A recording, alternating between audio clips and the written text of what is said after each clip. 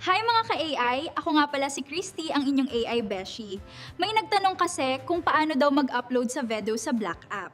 So ngayon, sasagutin natin ang tanong ni Ma'am kung paano mag-upload ng video sa Black App para naman makapag-start na siya ng pagiging AI affiliate. So, una ma'am, punta po kayo dito sa inyong so, pagkatapos po, pag nandito na po kayo sa inyong i-click nyo lang po dito yung sa side na to. Ayan, hanapin nyo po yung mga video na na-generate nyo po.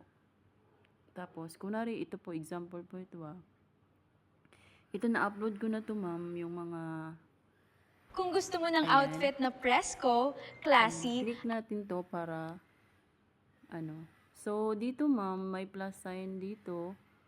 So, para mag-continue yung wait lang. Ito, pag kunwari lang to mama, ito, upload mo to lahat para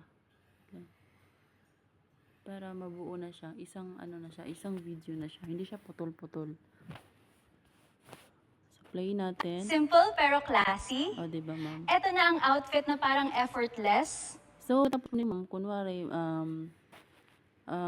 may kayo, may part kayo na hindi nyo gusto at gusto nyo siyang tanggalin.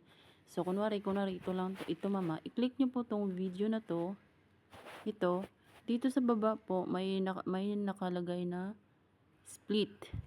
So, ayan. So, ito, need mo siyang tanggalin para hindi siya masama sa video mo. Sa baba po, may nakalagay po, delete. Ayan. So, na-delete na po siya. So, i-play nyo po ulit. Ito na ang outfit na parang effortless. Panoorin nyo po lahat. Pero grabe ang dating. Kunwari, pag Looking for comfy pero social tingnan na outfit. kunwari, nag-upload na po kayo, mag-upload na kayo, tapos kailangan yung i-edit siya. Kasi, di naman lahat ng na-generate natin is tama yung pagka-pronounce. So, kailangan anuhin mo siya, tuwing mag-upload ka, kailangan mo siyang panoorin, pakinggan mo muna kung ano yung dapat tanggalin. So, kung okay na sa'yo ma'am, kunwari, okay na sa'yo to, dito sa baba po ma'am, sa baba, dito po sa taas, may arrow sa taas, ayan, click nyo po lang yan. So, ayan, nakikita nyo po dito yung ma'am, na may post, tapos drop. So, siyempre, hindi mo yan i-drop kasi i-upload mo siya.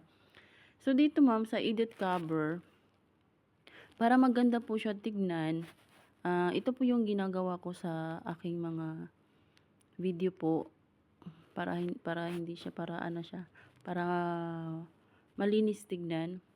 So, dito, may plus sign. So, gumawa ko ng parang thumbnail niya. Ayan, thumbnail. So, ito yung makikita sa sa video mo bago yung buong video.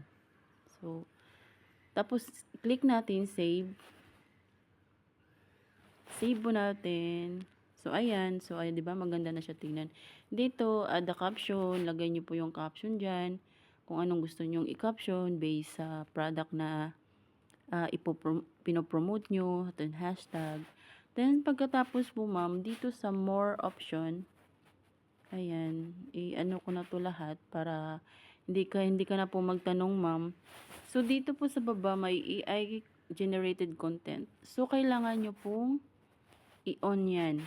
I-on nyo lagi yan ma'am kasi, syempre, para hindi ka ma-violation kasi gumagamit ka nga po ng AI. So, ayan, i-on nyo yan lagi. Ilagay mo siyang i-check every time na mag-upload po kayo. So, kung okay na ma'am dito, so, ito hindi ko to ipopost mama kasi in-upload ko na to. Kunwari lang to, ginamit ko lang to para maipakita ako sa iyo kung paano mag-upload. So, dito post, yan, automatic na yan, magpo-post na yan sa inyong account. So, I hope ma'am nakatulong yung video na to. and makapag-start ka na din mag-affiliate dito sa TikTok or sa ibang sa ibang app. So yun lang At pa-follow na din po ako para ma-update po kayo sa next tutorial natin. And I comment nyo na din yung mga iba pang tanong.